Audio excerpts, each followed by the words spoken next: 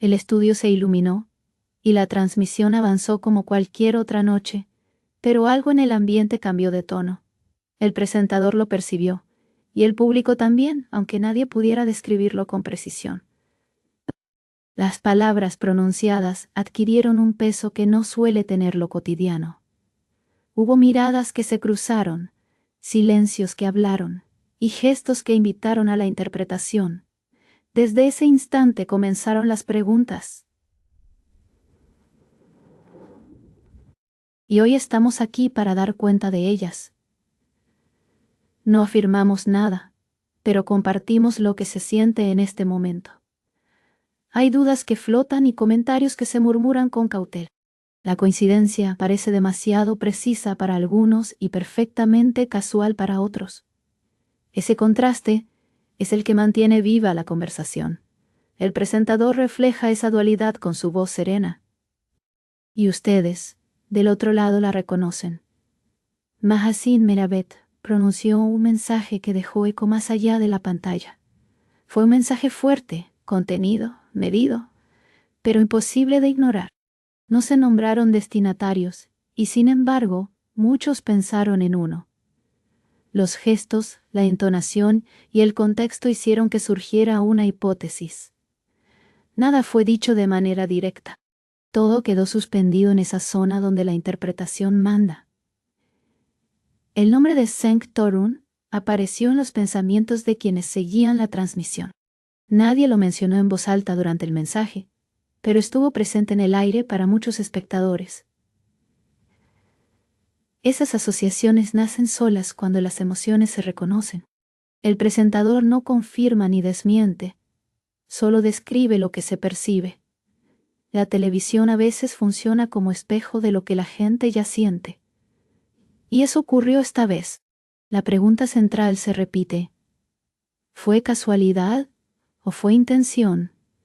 No hay respuesta categórica, solo sensaciones. La frontera entre coincidencia y señal se vuelve muy delgada cuando el silencio acompaña. Las pausas dicen tanto como las palabras pronunciadas, y cada espectador completa la escena con su propia historia. Por eso, esta transmisión se convirtió en tema de conversación. La escena fue sobria, sin estridencias, sin declaraciones grandilocuentes. Precisamente por eso resultó tan impactante. Lo sencillo se volvió profundo y lo cotidiano tomó forma de interrogante.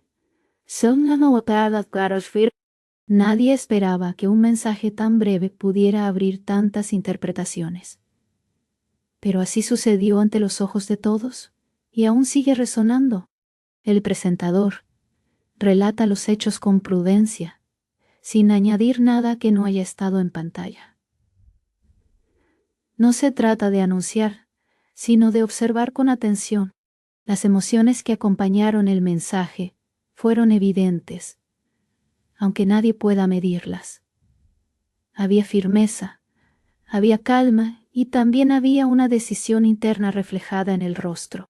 Nada más se necesita para que el público comience a leer entre líneas. Y eso es exactamente lo que ocurrió. No hablamos de confirmaciones, hablamos de percepciones o conto.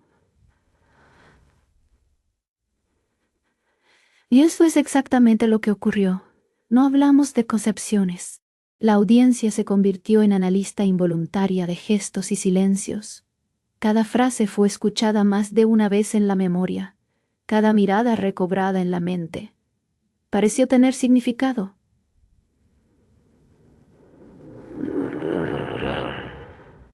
Esa es la fuerza de la comunicación, cuando toca fibras profundas. No hace ruido, pero deja huella. En el centro de este relato no está la polémica, sino la pregunta. Una pregunta que se formula con respeto y cautela. ¿A quién iba dirigido realmente ese mensaje? ¿Fue un pensamiento general o una frase con destino claro? La duda permanece abierta, y desde el estudio solo se puede acompañar esa reflexión. La figura de Senk Torun aparece como referencia inevitable en la conversación pública. No porque se haya mencionado, sino porque se lo asocia emocionalmente al contexto. Los vínculos en la mente de la audiencia se tejen solos. Es la naturaleza humana la que conecta puntos invisibles. Y esa conexión se multiplicó tras la transmisión. Hoy la describimos sin convertirla en afirmación. Mahasine Meravet, por su parte,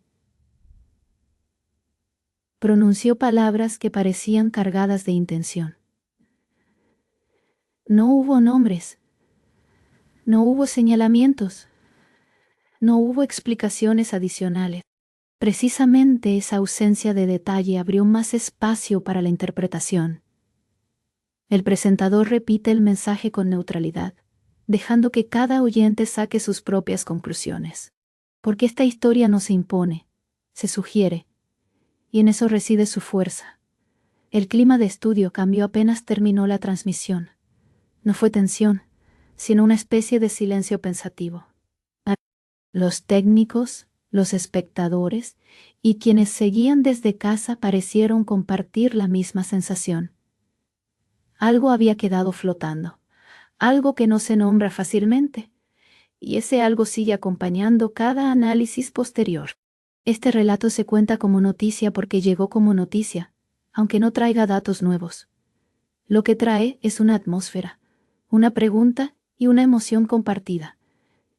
Eso, en sí mismo, también comunica. El presentador lo sabe y lo expresa con palabras medidas. Nada de lo que se diga aquí pretende cerrar el tema, solo pretende mostrarlo. Las redes de conversación se encendieron, no por escándalo, sino por curiosidad. ¿Fue casualidad o fue una frase con destinatario silencioso? Las opiniones se dividen y se multiplican. Cada quien ve detalles que otros no notaron. Así se construye el imaginario colectivo en torno a un mensaje. Y este caso no fue la excepción. La historia que relatamos hoy gira alrededor de una incógnita. No necesita confirmaciones para existir en la mente de la gente. Basta una imagen, un tono de voz y una frase contundente. A partir de allí, el resto lo construye la percepción. Eso es lo que ocurrió con esta transmisión, y por eso sigue siendo tema. El presentador aclara constantemente que no se agregan hechos, solo se describe el impacto. Es importante mantener ese límite con claridad. Lo que se narra es la reacción, no la intención. Lo que se observa es la huella que dejó el mensaje. Esa huella se volvió conversación. Y la conversación se volvió historia. La audiencia sintió que algo estaba dirigido, aunque no pudiera probarlo. Esa sensación compartida tiene un peso propio. No necesita documentos ni anuncios formales. Vive en la experiencia del espectador. Y esa experiencia es la que se trae hoy a este relato. Porque también merece ser contada. Senk Torun aparece como nombre recurrente en los comentarios posteriores. Su presencia simbólica en el mensaje es una construcción del público. Es el receptor imaginado, el supuesto destinatario sugerido por miradas y silencios. No hay afirmaciones en firme, solo intuiciones. Pero las intuiciones, cuando se comparten, se vuelven poderosas. Y esta lo fue. Mahasine Meravet, con su mensaje, abrió una puerta que quizá no pensó abrir de esa manera. Una puerta hacia interpretaciones múltiples, hacia lecturas diversas, hacia preguntas que no se cierran fácilmente. El presentador camina con cuidado por ese terreno. Evita conclusiones, pero no evita la descripción de lo que se generó, porque eso sí es evidente, y eso es lo que se relata hoy. La coincidencia, palabra sencilla, se volvió protagonista. ¿Lo fue realmente o no lo fue? La respuesta se escapa cada vez que alguien intenta atraparla. Por eso permanece viva, por eso no pierde vigencia, y por eso sigue ocupando conversaciones. Este relato no busca resolver, busca acompañar la duda. A veces, La noticia no es el hecho, sino la pregunta que deja el hecho. Eso es lo que vivimos aquí. El mensaje se pronunció y la pregunta nació. La pregunta creció. Y llegó hasta este estudio. Desde aquí se comparte. La transmisión pasó, pero su eco permaneció. Ese eco es el que hoy vuelve en forma de narración. No trae certezas, trae sensaciones, no trae conclusiones cerradas, trae espacios abiertos. Y ese tipo de espacios son los que invitan a reflexionar. Así lo contamos, con voz calmada y mirada directa a cámara. En esta historia no hay veredictos, hay pausas, miradas, frases y silencio. Hay nombres que aparecen en pensamientos sin ser pronunciados. Hay mensajes que parecen tener destino sin declararlo. Y hay un público atento que intenta comprender. Ese público también forma parte de esta noticia. El presentador se despide, pero deja la pregunta en el aire. No porque no quiera responderla, sino porque no le corresponde hacerlo. La respuesta está en cada uno que vio la transmisión. Está en lo que sintieron al escuchar el mensaje. Está en la manera en que asociaron nombres y emociones. Y allí seguirá. Así concluye este relato que no habla de certezas, sino de interpretaciones, de ese territorio donde la coincidencia y la intención se confunden, de ese instante en el que un mensaje se vuelve más grande que sus propias palabras. La historia queda abierta, como quedó abierta desde el primer segundo. Y nosotros estuvimos aquí para contarlo de la forma más clara y respetuosa posible.